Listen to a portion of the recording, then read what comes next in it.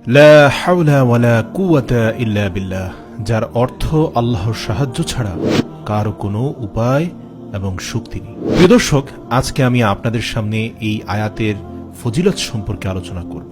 এই আয়াতটি কখন পড়বেন, কিভাবে পড়লে আপনার সকল অশুভ শক্তি দূর হবে, সকল দুঃখ বিপদ থেকে আপনি নাজাত পাবেন, কিভাবে আমল করলে জান্নাতের রাস্তা সহজ হবে, কিভাবে আমল করলে আপনার সমস্ত দোয়া কবুল হবে, কিভাবে আমল করলে আপনার নামাজ কবুল হবে, কিভাবে আমল করলে 70টি বড় বড় বিপদ থেকে আপনি রক্ষা পাবেন, 99টি রোগ থেকে মুক্তি পাবেন।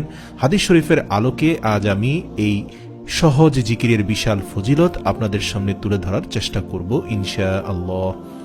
1 নম্বর হচ্ছে দারিদ্রতা দূর হবে এই জিকির দ্বারা। হযরত ইবনে আব্বাস রাদিয়াল্লাহু তাআলা আনহু বলেন, নবী করিম সাল্লাল্লাহু আলাইহি সাল্লাম ইরশাদ করেন, যাকে দুঃখ চিন্তা ঘিরে আছে তার উচিত বেশি বেশি লা হাওলা ওয়ালা কুওয়াতা ইল্লা বিল্লাহ পড়া। অন্য এক হাদিসে আবু হুরায়রা রাদিয়াল্লাহু তাআলা আনহু হতে বর্ণিত, তিনি বলেন, একবার রাসূল সাল্লাল্লাহু আলাইহি সাল্লাম বললেন, লা হাওলা ওয়ালা কুওয়াতা ইল্লা বিল্লাহ, বেশি বেশি পড়তে থাকো, কেননা এই বাক্যটি জান্নাতের গুপ্তধন সমূহের, গুপ্ত ভান্ডার সমূহের একটি গুপ্ত ভান্ডার। অর্থাৎ এখানে রাসূল সাল্লাল্লাহু আলাইহি সাল্লাম 3 স্তরের শ্রেষ্ঠত্ব বর্ণনা করেছেন। আল্লাহ রাসূল আরো বলেন, যে ব্যক্তি লা হাওলা ওয়ালা কুওয়াতা ইল্লা বিল্লাহ এই বাক্যটি পড়বে, আল্লাহ তাআলা তার 70টি কষ্ট দূর করে দেবেন, যার সর্বনিম্ন কষ্ট হলো দারিদ্রতা।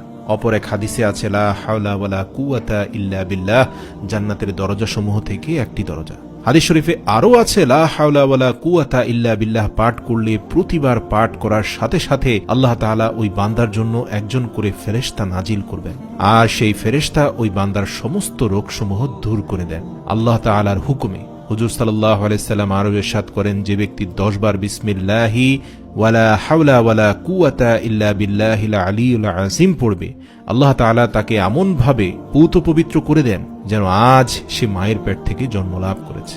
সুবহানাল্লাহ। হযরত আবু মুসা হতে বর্ণিত, তিনি বলেন, লা হাওলা ওয়ালা কুওয়াতা ইল্লা বিল্লাহ, যে ব্যক্তি প্রতিদিন 100 বার পাঠ করবে সে কখনো কারো মুখাপেক্ষী হবে না। বুখারী শরীফের 4202 নম্বর হাদিস।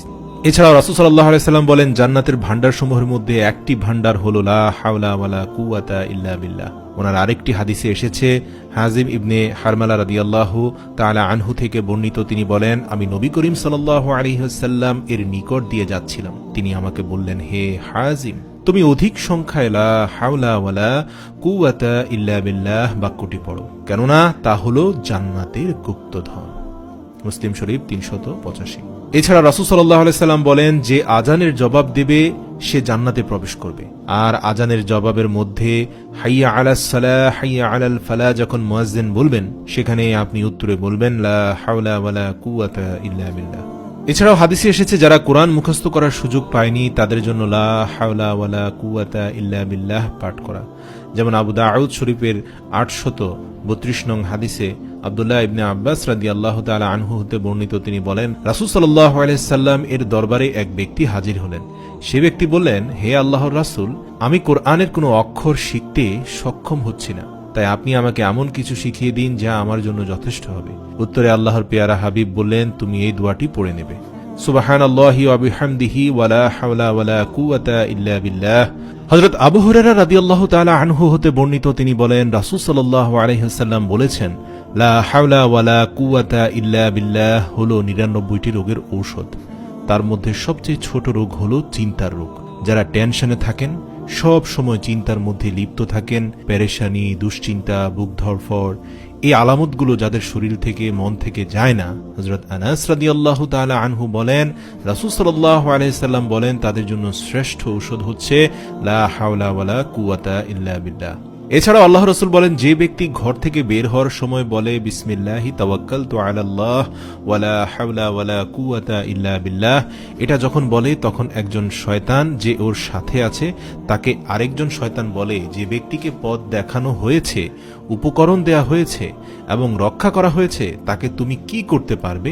তখন একজন শয়তান যে ওই ব্যক্তির সাথে ছিল তাকে এসে আরেকজন শয়তান বলে, সরে যাও, তার সাথে থেকো না, কোনো লাভ নেই, কারণ সে ইতিমধ্যে এমন এক উপকরণ নিজের সাথে নিয়ে নিয়েছে যা তোমার মতো শয়তান কেন, ইবলিস শয়তানও তার কোনো ক্ষতি করতে পারবে না। সুবহানাল্লাহ।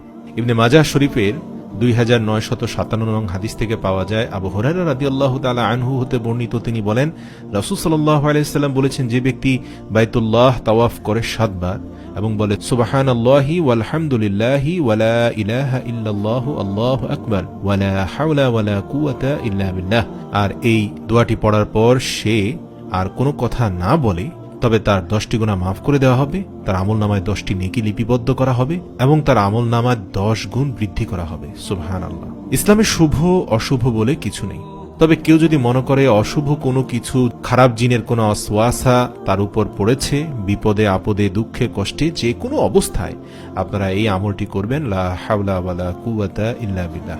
এই আমলটি যে কোনো মুসিবতে শ্রেষ্ঠ হাতিয়ার।